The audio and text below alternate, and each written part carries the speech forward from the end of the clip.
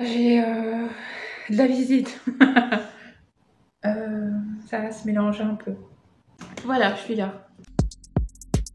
Elle, c'est Émilie, mais 14 personnalités cohabitent en elle.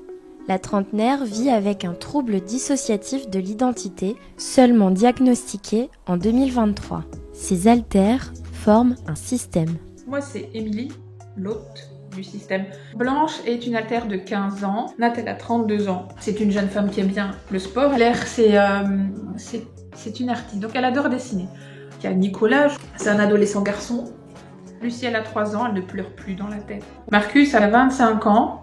Il adore les films un peu épouvantes. Et enfin, il y a une nouvelle altère qui s'est réveillée il n'y a pas si longtemps aussi, c'est Juliette. Alors chaque identité, en tout cas elle se manifeste, elles viennent avec tout le pack complet en général, donc ce sont vraiment comme des personnes, elles viennent avec leur prénom, c'est pas moi qui choisis. Le TDI a été défini pour la première fois en 1994 dans le Manuel diagnostique et statistique des troubles mentaux, le DSM. Autrefois on parlait de troubles de la personnalité multiple. Aujourd'hui, on estime qu'environ 1,5% de la population mondiale serait concernée, un chiffre probablement sous-évalué. Pour la plupart des patients, le TDI a pour origine un ou plusieurs traumas dans l'enfance. Et pour Émilie, peut-être des abus à l'âge de 6 ou 7 ans. On a tous eu des amis imaginaires quand on est enfant. Eh bien moi, ils ne m'ont pas quitté, même à 39 ans. Moi, mes déclencheurs positifs, c'est le travail, les collègues et la famille. Après, il y a des déclencheurs négatifs, donc tout ce qui peut rappeler de près ou de loin un événement traumatique, même ne serait-ce qu'une odeur, un son, ça peut faire venir l'altère qui porte ce souvenir. Parmi les principaux symptômes du trouble, l'amnésie.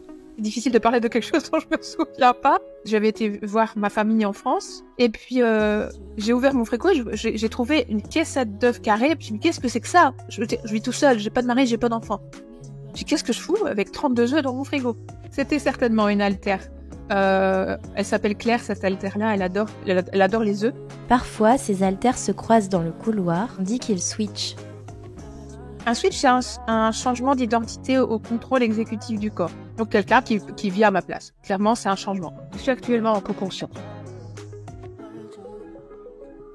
Il y a encore Blanche, je crois, qui veut expliquer elle-même. Quand tu as un fondu enchaîné, il y a une chanson qui commence à se terminer, l'autre qui arrive, c'est mélangé, on sait plus trop où est l'ancienne, où est la nouvelle musique, ou c'est flou, on est un peu perdu là comme ça.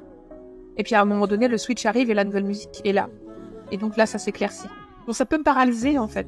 Je sens vraiment un frisson dans la tête, je peux avoir des maux de tête, je peux avoir des sifflements dans l'oreille. Dans la société, le TDI pâtit encore d'une image négative.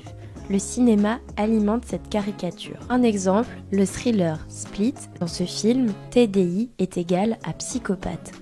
23 identités vivent dans le corps de Kevin. Les gens croient que je perds le contrôle, alors que le contrôle est pris par quelqu'un d'autre. C'est différent.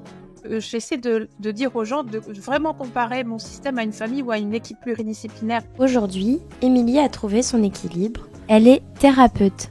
Et ce que ça m'apporte, beaucoup de compréhension de l'être humain dans toutes ses expressions.